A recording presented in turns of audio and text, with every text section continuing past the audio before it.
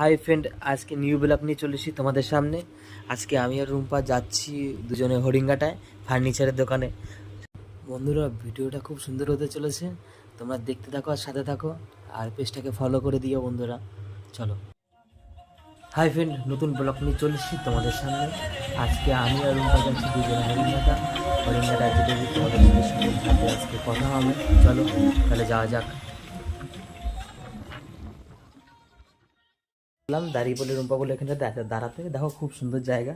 তা বলে দাঁড়িয়ে দাঁড়িয়ে একটু সবাইকে দেখাও এই জায়গাটা খুব সুন্দর জায়গা বলে বললো আমাকে। বললাম ঠিক আছে তাহলে, তো দেখায় তাহলে। বন্ধুরা, এই জুলকর্ণপুরের রাস্তাটা খুব সুন্দর রাস্তা, যে আসুনি শেষে চলে আসো, তাড়াতাড়ি চলে আসো। আর বন্ধুরা, পেজটাকে ফলো করে দিয়ে তোমরা। চলো তাহলে বন্ধুরা, আমরা এদিকে বেরিয়ে পড়ি। এখান থেকে বেরিয়ে পড়লাম হরিঙ্গাটার উদ্দেশ্যে। চলো তাহলে হরিঙ্গাটা যেয়ে তোমাদের সাথে দেখা হোক।